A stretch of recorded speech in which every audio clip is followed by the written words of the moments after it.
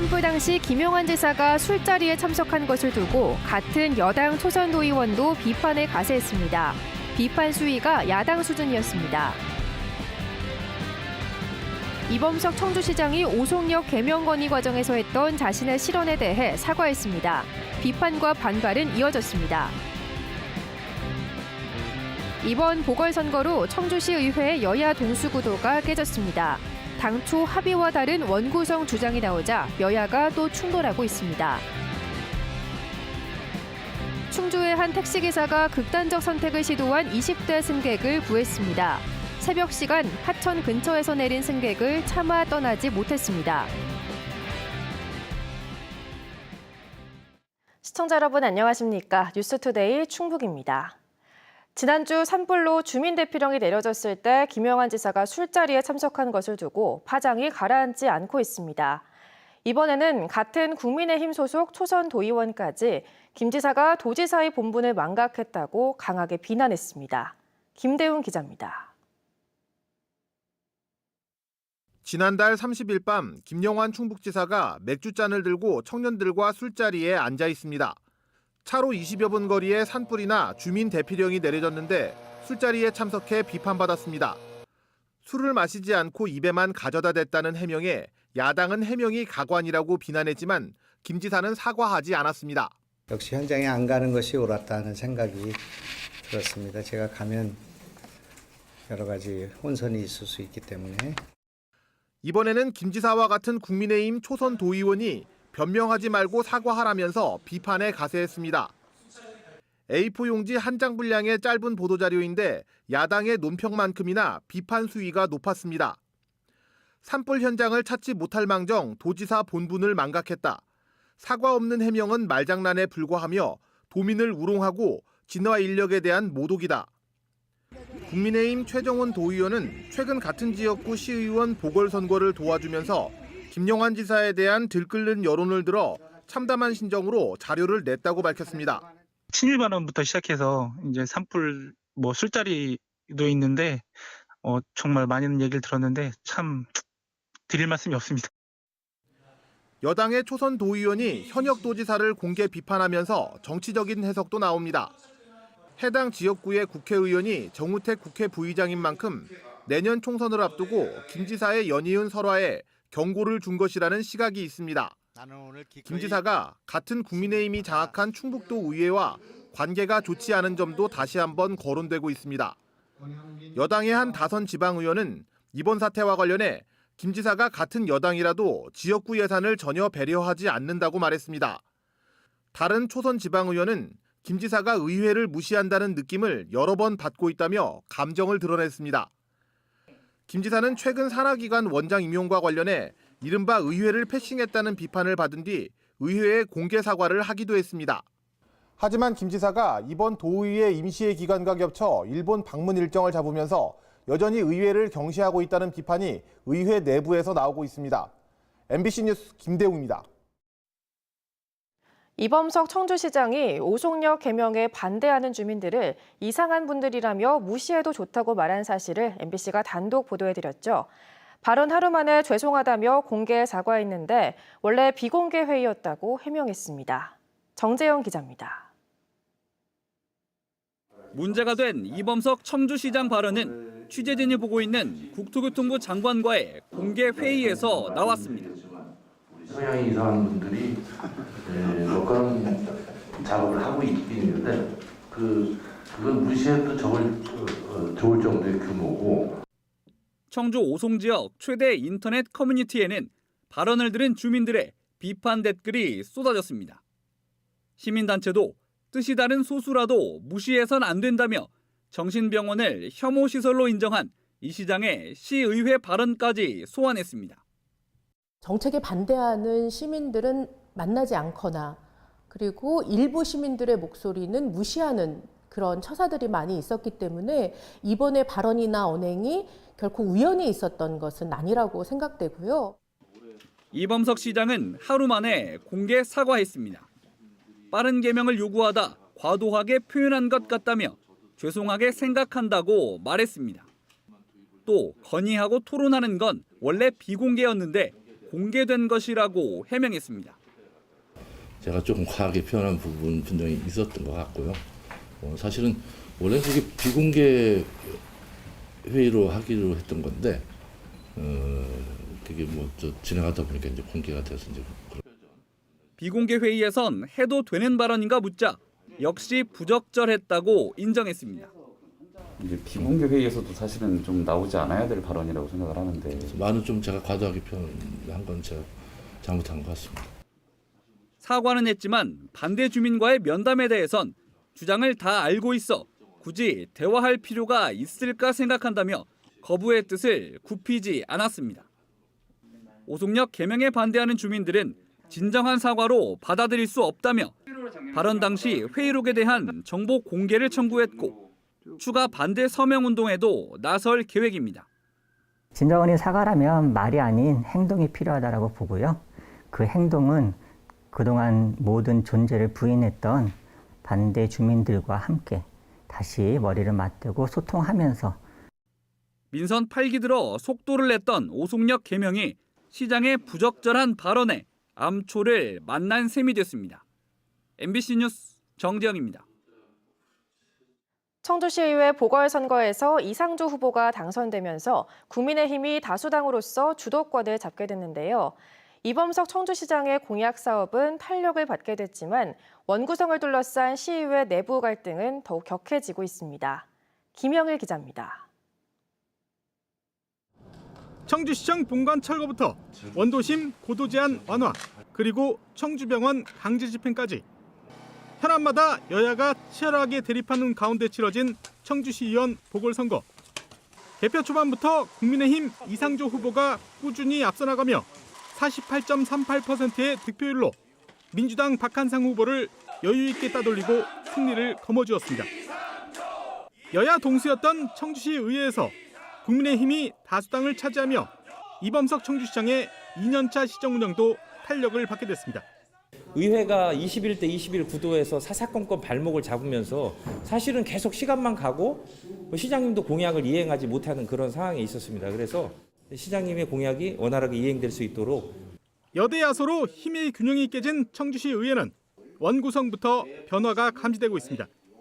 국민의힘에선 상임위원장과 후반기 의장 등 민주당과 자리를 나누기로 했던 이전 합의도 재검토해야 한다는 목소리가 커지고 있습니다. 어쨌든 저희가 다수당이 됐고 부득이하게 저희도 한석 정도는 교체를 해야 되지 않나 저희가 좀 그렇게 생각을 하고 방향도 그렇게 잡아가고 있습니다. 더불어민주당은 즉각 반발했습니다. 여야 합의로 결정된 상임위원장 배분은 의석수 변동과 관계없이 유효하다면서 민주당 의원들의 사퇴로 공석이 된 상임위원장 내성 역시 민주당 몫이라고 강조했습니다. 또 이번 선거 결과를 통해 그동안 야당의 역할을 제대로 못한 책임을 통감한다며 더 강력한 야당의 각오도 다지고 있습니다. 실제 이제 야당으로서의 상황이 되었고 강력하게 집행부에 대한 견제, 감시 그리고 야당의 본 모습을 좀 보여드리려고. 이런 가운데 1심에서 당선 무효형을 받은 국민의힘 박정희 의원의 다음 달 항소심 결과에 따라 여야 의석수는 또다시 재편될 수 있습니다. MBC 뉴스 김영일입니다. 충북 시민사회단체 연대회의와 충북 생물다양성 보전협회가 87%의 시민들이 우암산 데크길 조성을 반대한다는 자체 설문조사 결과를 내놨습니다. 청주시청에서 기자회견을 연 이들 단체는 지난 1일 오전 10시부터 오후 4시까지 우암산 벚꽃을 구경하러 온 시민 159명을 설문한 결과 87%인 138명이 우암산 데크길 조성에 부정적으로 응답했다고 밝혔습니다. 더불어 데크 설치 예정인 2.3km 구간의 식생을 조사한 결과 2,400여 그루의 나무가 베어질 거라며 우암산 보전 계획을 수립하라고 촉구했습니다. 닷새 만에 축구장 66개 면적의 산림이 잿더미가 된 충북에서 산불을 낸 실화자 추적이 한창입니다. 최근 급증한 CCTV와 블랙박스에 최초 발화 당시가 고스란히 찍혔습니다. 이채연 기자입니다. 지난 2일 옥천군 군북면, 대청호변에 차량 67대가 모여 있습니다. 오전 10시 남짓 차량 석 대, 또 30분 뒤 한 대가 줄줄이 현장을 빠져나가자 하얀 연기가 솟구칩니다. 매캐한 냄새에 뭔가 이상함을 감지한 주민이 차를 끌고 달려가 소화기를 뿌려봤지만 연기는 순식간에 산 전체를 뒤덮었습니다. 이렇게 시작된 불은 31시간 동안 주변 산림 25헥타르를 집어삼켰습니다. 부랴부랴 내려간 거예요. 소화기 가지고 더 이상 안 되는 거예요. 위로 번져가지고 사람 다치겠더라고. 발화 직전 현장을 빠져나간 차량 안에서 뭔가를 던지는 장면도 확인됐습니다. 현장에 남아있던 또 다른 차량 블랙박스에서 이 장면을 추가로 확보한 옥천군은 경찰에 수사 협조를 요청하기로 했습니다. 그 전에 뭐를 던진 것 같은데 뭐를 던졌는가 몰라요. 영상이 너무 흐려서. 발화 지점은 평소 주말 캠핑이나 낚시하러 외지인들이 많이 오는 곳이었습니다. 보트들을 갖고 와가지고 그걸 타고 나가지. 물이 이만큼 차기 시작하면 낚시를 해요. 앞서 이틀에 걸쳐 산림 22헥타르가 불에 탄 제천에서도 산불 가해자 추적에 나섰습니다. 달리던 차에서 던진 담배꽁초를 원인으로 추정하고 화재 신고 직전까지 발화 지점을 지난 모든 차량을 추적 중입니다. CCTV와 블랙박스 등이 급증해 가해자 검거 확률도 높아진 데다 잇따르는 산불로 가해자에 대한 무관용 원칙이 강화되는 추세입니다. 산불 용의자를 특정하기 위해서 발화 지점 인근에 있는 6대의 CCTV 영상을 확보하여 분석 중에 있습니다. 지난해까지 5년 동안 충북에서 발생한 산불 106건 가운데 실화자가 붙잡힌 건 절반도 안 되는 47건. 이 가운데 실제 처벌된 경우는 9건으로 20%도 안 됩니다. MBC 뉴스 이치현입니다. 새벽 운행을 하던 택시기사가 이상한 낌새의 손님을 눈여겨본 뒤 극단적인 선택을 하려 하자 경찰에 신고해 목숨을 구했습니다. 지난 2월에도 길에 쓰러진 할아버지의 생명을 구했던 이호연 택시기사를 이승준 기자가 만나봤습니다. 지난달 26일 자정을 넘긴 시각, 충주에서 운행 중인 택시에 손님이 탔습니다. 안녕하세요. 어디를 모시겠습니까? 술에 취한 20대 남성의 요구에 택시 기사는 긴장했습니다. 뭐하러 가시는 거죠?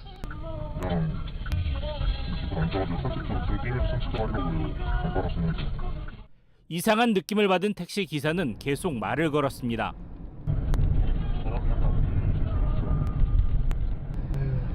그래도 힘내세요. 사람 사는 거 별거 없어요. 다 똑같아요. 손님을 내려준 기사는 바로 돌아가는 대신 근처를 맴돕니다. 112에 신고한 뒤 남한강을 가로지르는 신탄금대교를 건너는 순간 조금 전 내린 승객을 발견했습니다. 이미 강 쪽 난간에 발을 딛고 올라선 상황. 발견해가지고 차에 있던 손님 그냥 가시죠.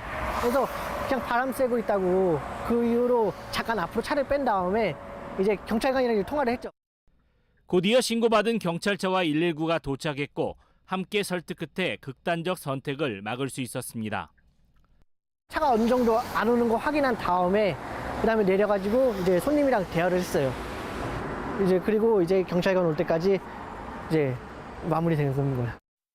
이런 사실이 알려지면서 유튜브와 지역 커뮤니티에는 훈훈한 감동의 댓글이 이어졌습니다. 운전을 좋아해 3년 전부터 택시를 택했다는 이호연 기사. 지난 2월에도 노래방을 나오다 도로에 쓰러진 할아버지를 발견해 생명을 구하는 등 평범한 이웃이자 우리 동네 슈퍼맨이었습니다. MBC 뉴스 이승준입니다. 지난해 자신이 근무하던 학교의 여중생 제자와 수차례 성관계한 전 기간제 교사가 실형을 선고받았습니다. 청주지법 형사 22부 오창용 부장판사는 미성년자 의제 강간 혐의로 구속 기소된 모 중학교 전 기간제 교사에게 징역 1년 6개월을 선고하고 80시간 성폭력 치료 프로그램 이수 등을 명령했습니다. 재판부는 성적 자기결정권을 온전히 행사하지 못하는 10대 제자를 암묵적으로 가늠해 비난 가능성이 크다면서도 피해자 가족과 합의한 점을 고려해 형을 정했다고 설명했습니다. 충북 북부권 벚꽃축제가 오늘부터 일제히 열립니다. 충주시는 충주댐 물문화관을 주무대로 각종 공연과 전시 행사를 열고 제천시도 4년 만에 청풍면 물테리 일대에서 유진박 공연, 버스킹 등으로 구성한 벚꽃축제를 개최합니다. 단양군은 단양읍 수변길 1.3km 구간에서 오는 9일까지 매일 저녁 야경 벚꽃 축제를 진행합니다. 각 자치단체는 이른 개화로 벚꽃을 보기는 어렵지만 예산과 계약 문제 등으로 축제를 그대로 진행한다고 밝혔습니다.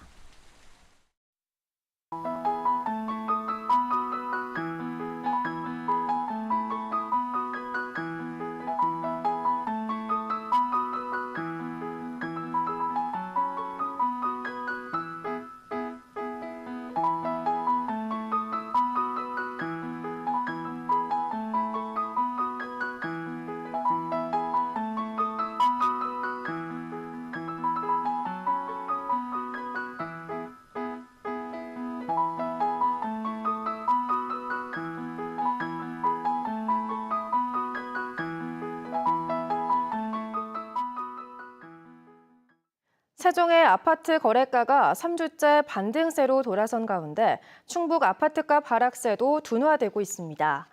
한국부동산원이 발표한 지난 3일 기준 충북의 주간 아파트값 변동률은 마이너스 0.16%로 지난달 하순부터 3주 연속 마이너스 0.1%대를 유지하고 있습니다. 충북도 내 조사 대상 7개 시군구 가운데 청주, 청원이 마이너스 0.05%로 하락폭이 가장 작았고 흥덕구가 마이너스 0.24%로 가장 컸습니다. 지난해 말 주간 변동률은 마이너스 0.5%에 달했습니다. 괴산군이 출생률을 높이기 위해 다자녀 가구의 현금 지원을 대폭 늘립니다. 괴산군은 셋째 이상 다자녀 가구를 대상으로 기존 1,200만 원에 군비 3,800만 원을 더해 모두 5천만 원의 출산 장려금을 지급합니다. 또 산후조리비 지원비로 100만 원, 기저귀 구매 비용으로 출생 직후부터 만 2살까지 다달이 8만 원을 지원합니다. 초등학생에게는 입학 축하금으로 20만 원을, 중학생에게는 올해부터 전학년을 대상으로 매년 50만 원씩 지급합니다. 수소차가 지자체 청소 트럭으로 보급됐습니다. 충주시는 지난해 말 한국자동차연구원과 체결한 수소차 실증 운행 협약에 따라 수소를 연료로 한 노면 청소차 한 대를 인도받아 일상 업무에 투입했다고 밝혔습니다. 충주는 시내버스 8대를 비롯해 현재까지 500여 대의 수소차가 보급된 수소 상용화 선도 지역입니다.